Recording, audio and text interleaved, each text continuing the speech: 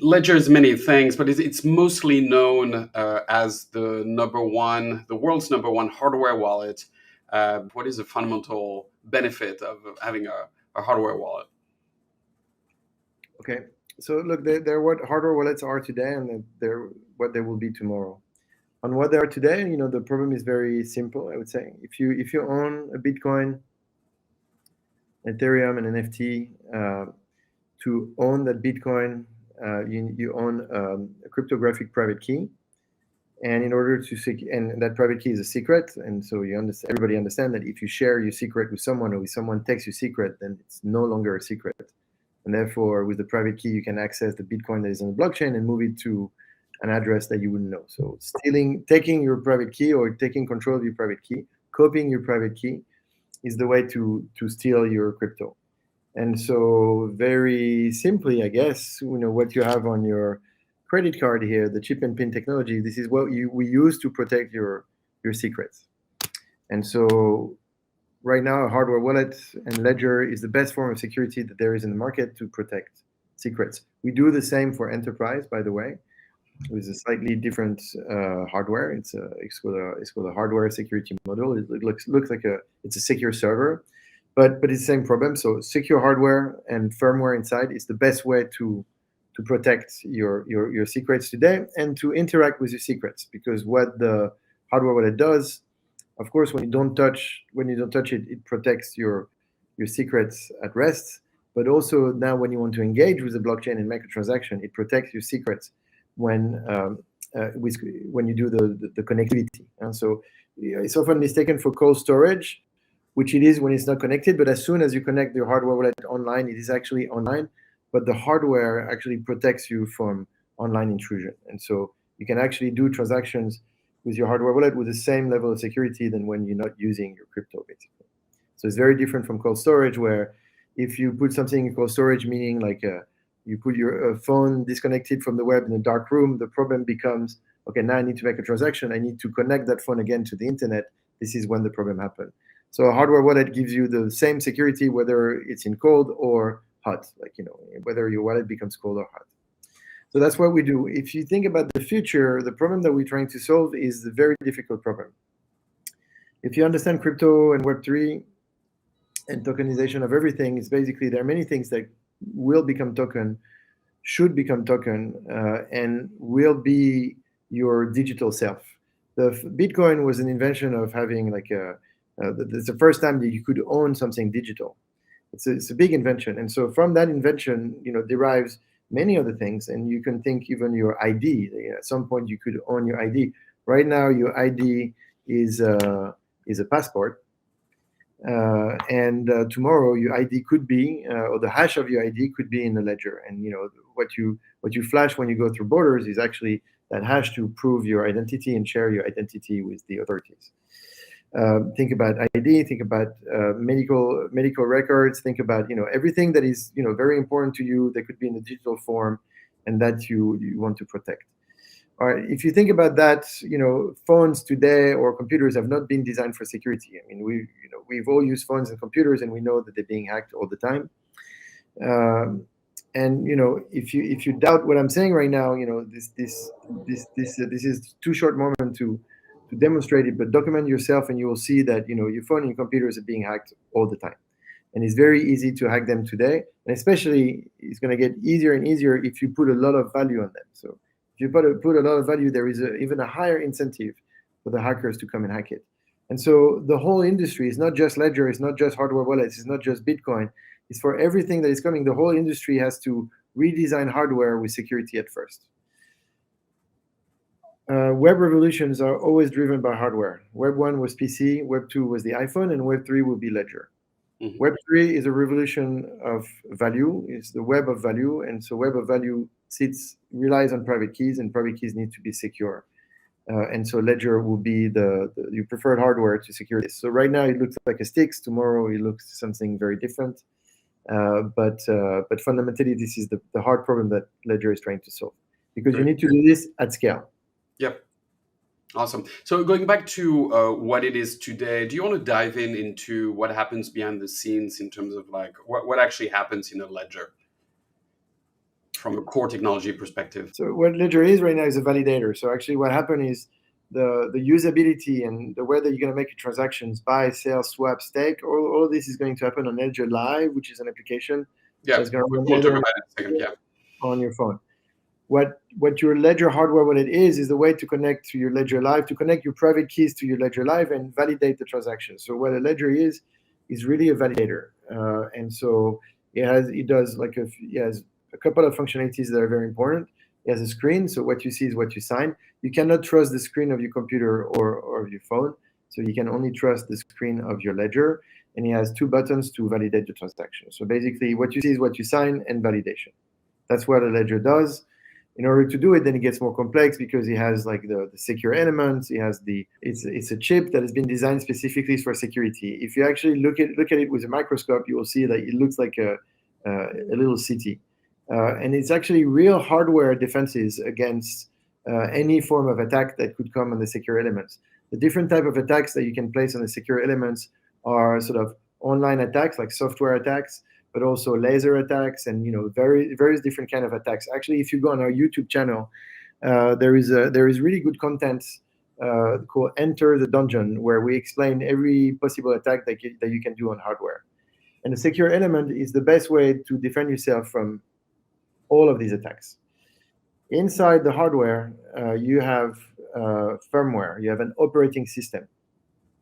And it's the combination of the operating system and the hardware that makes the whole security. The operating system is something that manages the different blockchain protocols, because the different blockchain protocols have different crypto elliptic curves. And so our operating system is the only one in the world that actually manages most, if not all, blockchain elliptic curves, crypto elliptic curves right now. And so that's actually quite a thing if you think about it. Like, if you think about operating systems, not many companies in the world actually master the ability to have their own operating system and connect it to many public protocols the way that we do. And so that security piece, the hardware and the firmware combined, has to do two things really well. First, it needs to have space, more space, and you need to store important information and the important pieces of the code within the hardware security. And so when it was Bitcoin only, you can understand that you only need a certain amount of space, and now it's Bitcoin, Ethereum, and every other blockchain. And so and every blockchain is getting sort of bigger by the day, or everything that you would ask the elliptic curve to do before, it was Bitcoin send and receive, and now it's sort of Polkadot send, receive, stake, and delegation, and all of these things. And so you need more and more space within the secure element just to cater to every blockchain and every things that the blockchain need, or every feature that the blockchain trigger, and there are more and more. Also, you need speed, because you need a secure element to sort of process more and more information, and go fast, because you need to connect very quickly to this blockchain, preferably. And so these are the two things that the secure element and the operating system are trying to do very well. The rest is in the software. Great. So Ledger offers several devices. What are those devices, and which one would you recommend for what kind of user? Look, right now we get the Nano S Plus and the Nano X. First of all, I recommend every user to get two. So get a Nano X and a Nano S Plus. One as your primary and the other as a backup. Because usually, if you want to access your crypto, the last thing that you want is to realize that you've sort of the Nano products and the Ledger product have been designed so technically you can leave them on the table, walk away, and nothing will happen. No one has never broke one of our product, and physical access to a ledger doesn't give you access to the private keys. Yeah, do you want to dispel that myth once and forever? Because even within the crypto world, there are still people that think that if you lose your ledger, you lose your keys. So just as an aside, do you want to quash that once and for all? Sure. So when you set up your ledger, what you end up with is a device with a PIN code, and then you end up with 24 words. If you lose the two, we're sorry for your loss. Like you cannot lose the two, and you're responsible for the safekeeping of these two items. If you lose one or the other, you can always recover. The one that you really don't want to lose is the 24 words, because the 24 words is your master password to access your funds. And so if you lose the device, it's okay. You can always reorder one device and re-enter the 24 words in the new device, and you just sort of like restart your account type of thing. And so that's perfectly okay. And the product has been designed exactly for this. I will remember everyone that you never enter your 24 words anywhere else but in your ledger. Like you would never type your 24 words on a computer or on the phone. That's completely unsecure. So only on your ledger you can re-enter your 24 words, and voila, you have access back to your funds. By the way, those 24 words can be also used to um, regenerate your account with other devices of other manufacturers, or even on a software wallet, should you want to do that, which will be a mistake. But and that means that your 24 words that's what gives you access to your money. Actually, you're not dependent on Ledger. Ledger can go bankrupt tomorrow. First of all, the nanos will keep on working, and you'll be access to connect your nano to any other software, even if Ledger Live is not working. But also, you can use the 24 words to move your money to another wallet provider, I would say. Yes. So, And so we what do you say to people who feel that they cannot trust themselves with such important information? Well, first of all, I would say that if you don't think you can trust yourself, yes, don't use a ledger. That's one thing, and that's perfectly okay. There is no problem. There is no shame. It's what's good for you is good for you, and what's not good for you is not good for you. So we certainly don't want to force anyone into anything. Once you decide that it's important for you to have access to your funds and to hold your funds, then we think Ledger is your best option, and there we will help you. There is a lot of educational content that we've prepared for you. Ledger Academy, our YouTube channel. You should really check it out. And so, if you're not sure that you can trust yourself, check out the content first. All of this is a journey. You're gonna need to unlearn what you think you know and learn new things. And so we build this content and this educational content everywhere. Like the last thing that we did is to build educational content in the metaverse, in partnership with that also includes the partnership that we just done with Sandbox, and so education all the way in the metaverse, because education is probably the most important thing that we have to do for our users. So once you have your education, probably you feel better about your ability to actually control this. In the future, we will always make this easier to use, and so for even people that don't trust themselves with keeping the 24 words, we'll probably come to market, and we will announce it soon with detail, but we'll come to market with a solution for that, like the safekeeping of the 24 words, and something where no one will never have access to your 24 words. And so we'll shard the 24 words, but if you needed the 24 words, you have one red button to push, and then we'll send them back to you.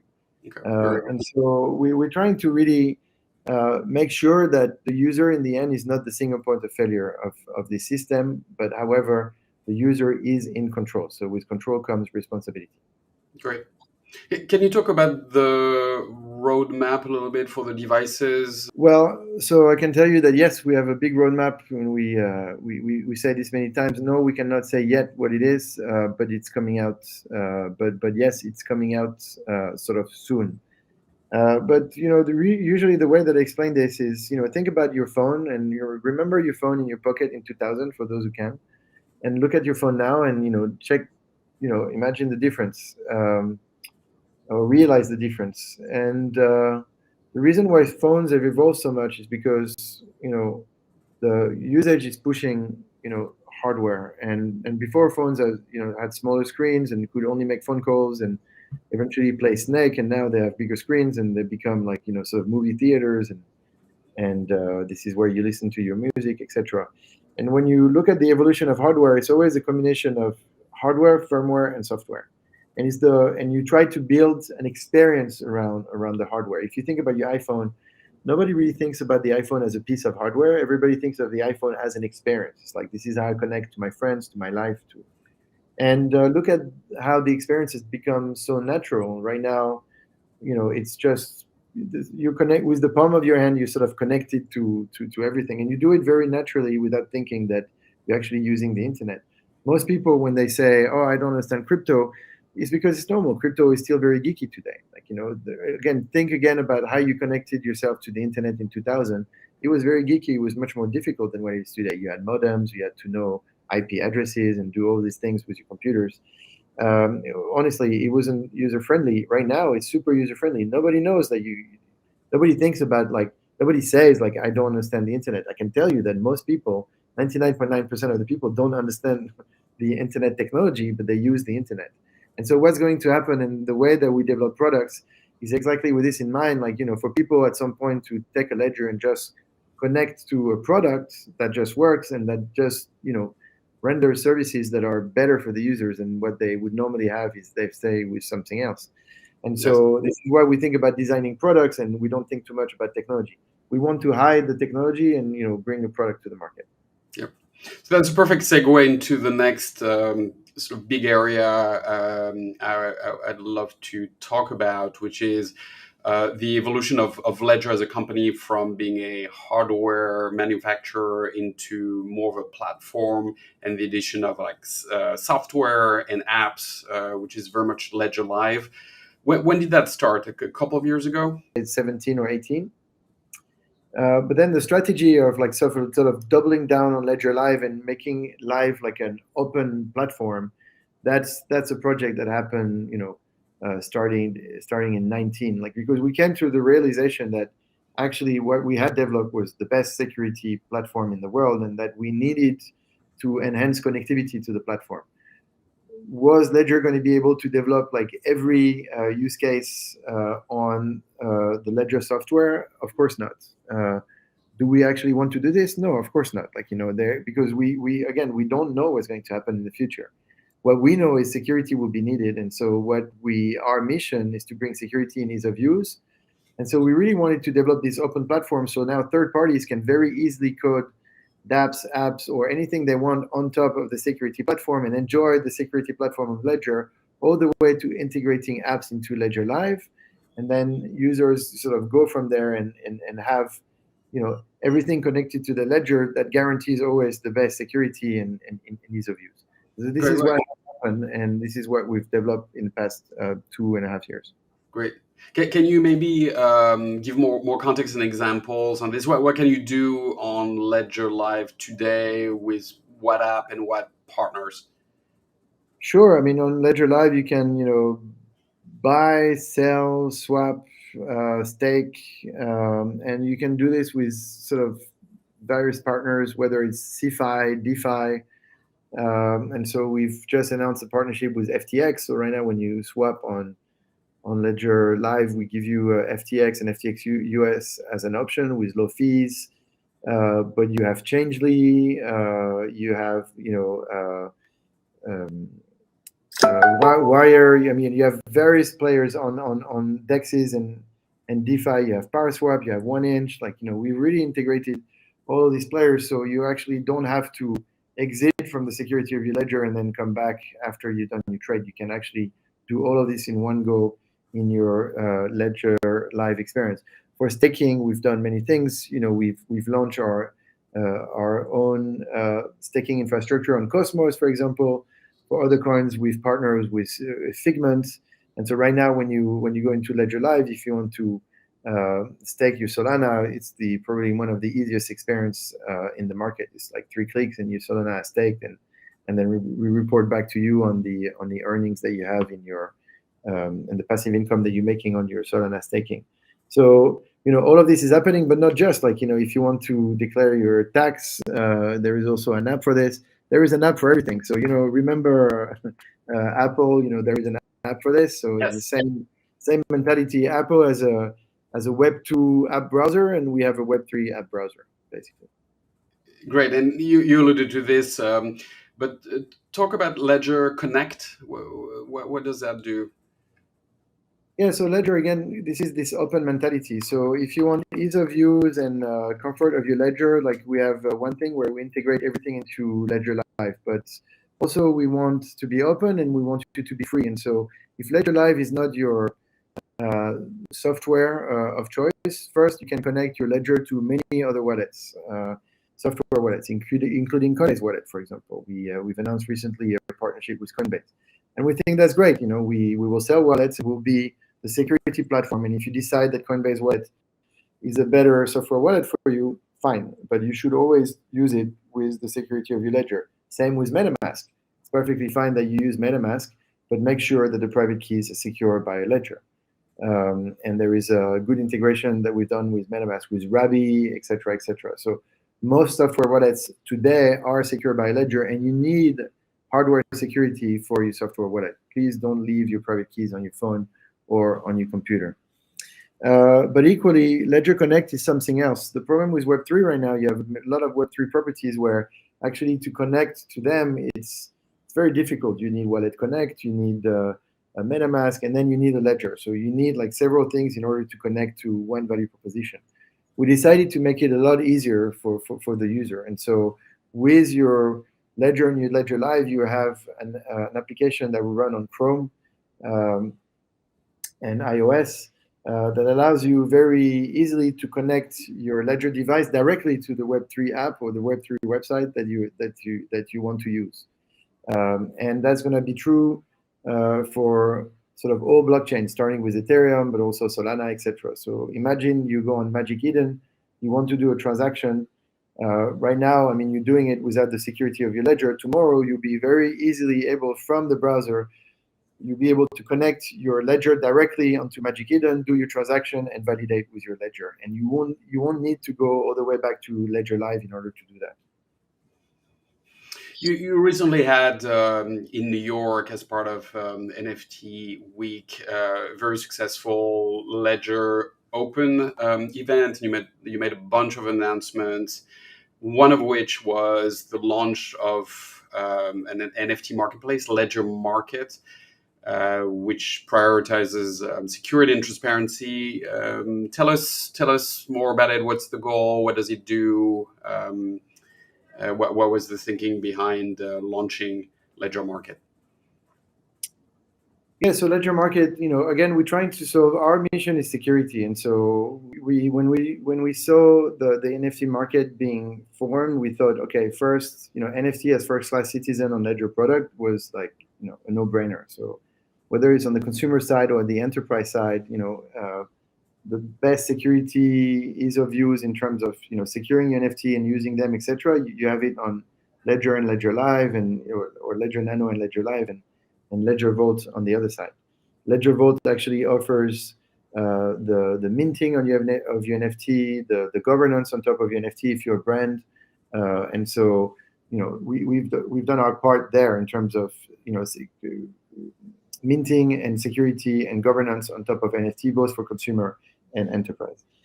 But the thing is, okay, now your NFTs are ready, and so where do I drop them for the first time? And sort of dropping an NFT for the first time is happening today in very unsecure environments, and it's triggering like many wrong behavior in the space, like blind signing everything and waiting for hours on the Discord channel, etc., etc. So we decided to sort of streamline this experience. On the one side, we have the consumer. On the other side, we have the enterprise. And so they all meet on Ledger Market for the first drop. And so the brands and the businesses will mint and create their NFTs with Ledger Enterprise, and then they'll drop those NFTs on Ledger Market. And on the other side, very easily, you'll be able to connect as a consumer and buy those NFTs that will be firstly dropped there. In order to have premium access, we are also launching a mint pass. So there are 10,000 mint passes that will be sold, I think, in a few days now. I think it's July 22nd. And we have a waiting list of 135,000 people today. And you have some exciting upcoming collaborations, right, with some key artists and brands. Yeah, we've announced like a bunch of key artists and brands at the Ledger Open. Tiger as a brand, and Deadfellas as one of the communities that we're working with. But the list is long and is getting longer by the day, and it's going to be very exciting. And we will have like drops every month. and it's going to be at first like a curated marketplace. It's not everyone will be able to drop on Ledger Market.